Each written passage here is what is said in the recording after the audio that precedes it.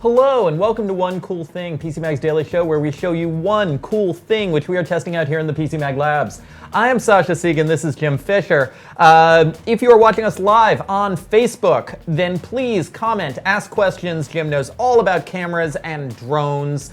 I know about phones and tablets. We can probably help you with any of these topics. If you are watching later on YouTube, please like and subscribe. Here in PC Mag Labs, it is Girl Scout Cookie Day. All the Girl Scout cookies have shown up. Thank you, Jim, for supporting the Girl Scouts. I thank you, and my wife thanks you as well. She'll be very excited watching right now to know that we're going to bring cookies home. Yeah, this is like day 2 of 4 of me bringing giant sacks of Girl Scout cookies into the office.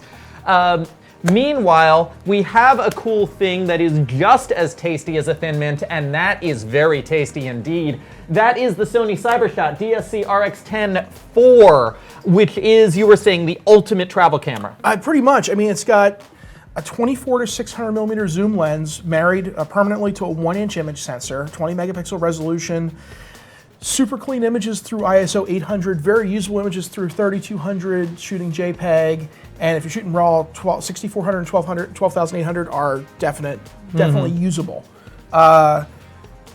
24 frames per second image capture with on-sensor phase detection focus. A weather-sealed body, magnesium alloy chassis, Wi-Fi obviously to copy things over to your phone for Instagram and the like, so you can, get your images up and your videos up while you're traveling. So there's a lot to unpack here, but let's go step by step. Let's start with this lens, because I was amazed at something that Jim told me earlier, which is that this goes all the way to, what, 25x zoom, but it still has good macro. Yeah, no, it's a really good macro lens as well. At the wider angle, you can get right up to a subject and get it in very, very crisp detail. So something you can take a photo of something here, you can take a photo of something way out there. Yeah. It is really a jack of all trades lens. It covers pretty much every photographic situation except for ultra wide angle. 24 millimeter at the wide angle. You can go wider with an interchangeable lens camera. 600 millimeters the telephoto lens at the end. You can go longer with really expensive glass on an interchangeable lens camera.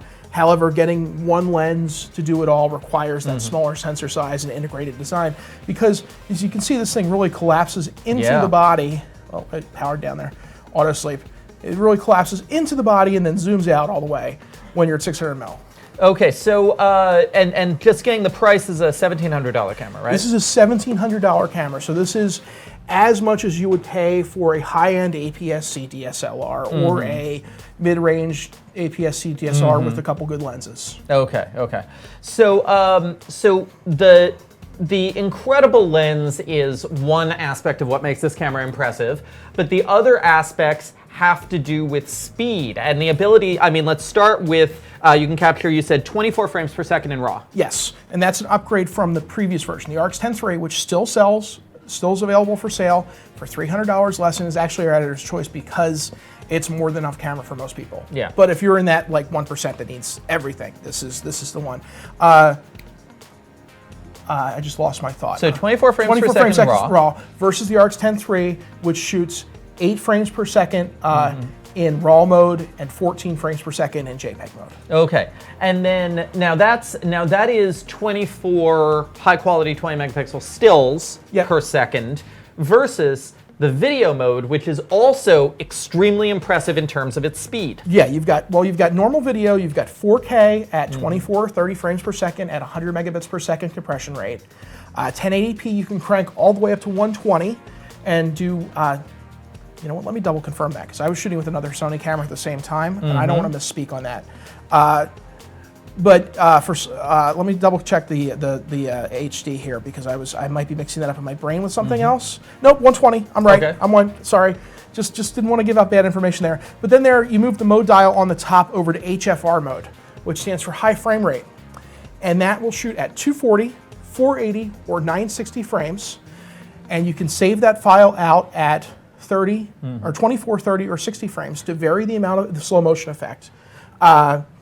And it will do that for 4 seconds of actual real-time footage in what they call quality priority, and 7 seconds in time priority. And 960 frames per second does seem to be the new hot, hip, super slow-mo mode, as we've seen it. We've seen it appearing on the Sony smartphones, and we've seen a very watered-down version appearing on the Galaxy S9. Yeah, and 960 is an extreme case. I don't like using the 960. You do take a quality hit because you need to have a lot of light because the lens has got to, the shutter's got to fire, 1/960th of a second. Definitely found that on the phones. And in order to buffer that amount of footage, the quality of the image is lessened, and you're using a cropped area of the sensor. You're not using the full sensor. The 480 and 240 modes are much more practical to use, and the footage looks great. So we're going to show you some demo footage, but before that, let's take some questions. How's the sharpness on the lens, and what's the largest aperture? The lens is an f2.4 to 4 design. So at 24 millimeters, it is f4, or f2.4, I'm sorry. And when zoomed all the way in, it's f4. And it gets to f4 very quickly. I think it gets there by like 100 millimeter length. The lens is super sharp.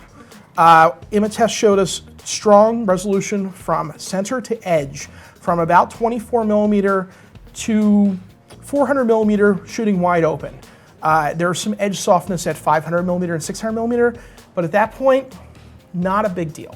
Okay. And it's not like they're blurry, they're just not as crisp as the center. Okay, let's take a look at some of the stuff. Now, Jim took this camera. Where did you take it to do the shooting? I took it everywhere. I took this to LA with me. Okay. I was actually taking photos of planes landing at LAX with the editor of Steve's Digicams, who was not named Steve, oddly enough.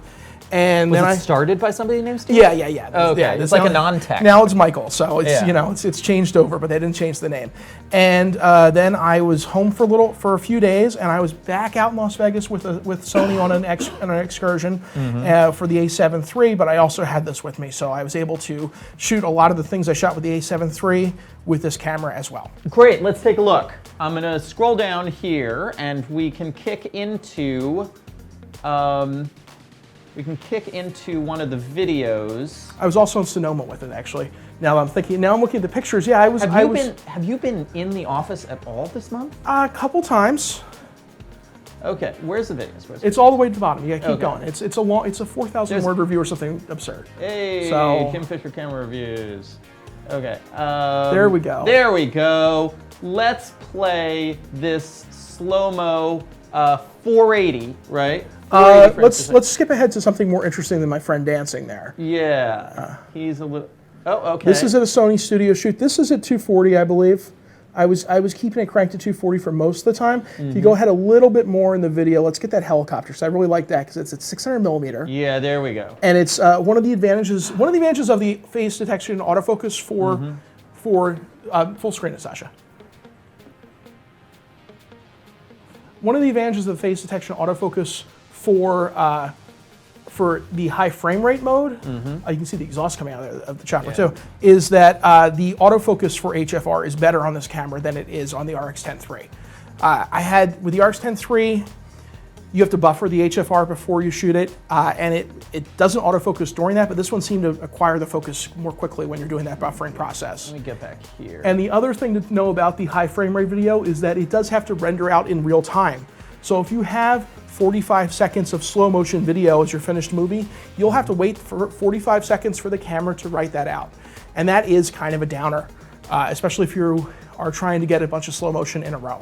Yeah. So that's a case where the 120 frame per second, the more modest slow motion, can come in handy.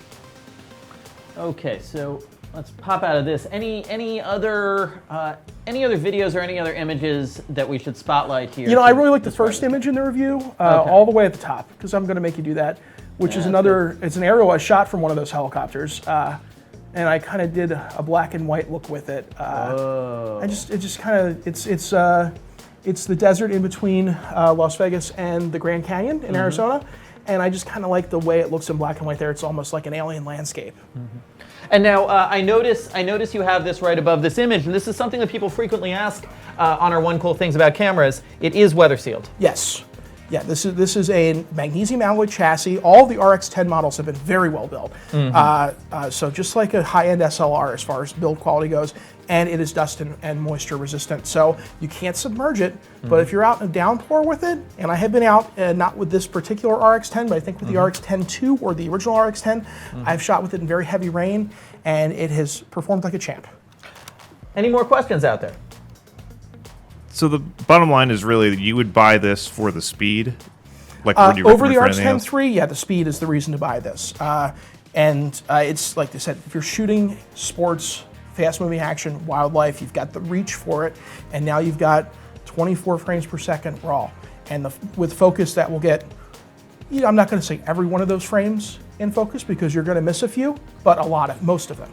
But in terms of the RX10 series as a whole, versus as you said, a DSLR with a couple of lenses, that's really about the convenience of having all of these modes available to you without you having to juggle a bunch of parts. You're taking one camera with you. If you're going on vacation and you don't want to pack a big camera bag, if you're going on safari, I think Michael Miller actually took the RX10 III with him to safari one time, and has an article on that on his forward thinking blog on PC Mag. The lens reach is there. You can shoot landscape, you can zoom in and shoot distant subjects. I love, if I was not a camera reviewer and I wasn't packing a bag full of cameras whenever I went somewhere because it was what I was testing, I would be very happy just taking this with me. Well, I gotta say, I am tempted to nab this for our next trade show so that I can sit in the back during press conferences and pretend I'm sitting in the front. Looks like we have another question out there. This is sort of with what you're saying is, who is this product for? It is for someone with some deeper pockets, has some money to spend on a camera, who wants very high image quality in something that is very portable and has a very, very long zoom range. I've got to say, you were mentioning wildlife. You were also mentioning, and I do think this is a big deal, sports. Sports. The downside with this camera depends on what sport you're shooting. The downside to this camera for sports is that it has a power zoom lens, which means it takes a little while to adjust the zoom. So if you're shooting, say, basketball under the basket, not something I recommend because you're trying to keep the player tightly framed as he approaches the basket. So with the mechanical zoom lens, a 70-200 on your SLR, that's very easy and quick to make that adjustment. Here it takes a little longer. But soccer, I was going to say soccer, football, hockey, baseball, things like that, it would be very good for. Or if basketball, if you're not under the basket, if you're on the baseline or in the stands. Okay, great. So this is the Sony Cyber-shot DSC-RX10 IV. We rated it 4 stars. It is not our editor's choice because the RX10 III is still on the market. It's $300 less, and while it has slightly fewer features, the 24 frame per second RAW is not necessarily for everyone. It is for the the top 5% or whatever percentage of people who need that level of speed. But if you are looking for a single camera to bring for a wide variety of shooting conditions, the Sony RX10 series is great to look at. Thank you all for watching. This has been One Cool Thing with PCMag.com. If you are on Facebook, we will be back. Tomorrow. Yes, tomorrow, I believe. Tomorrow's Friday. Tomorrow's Friday.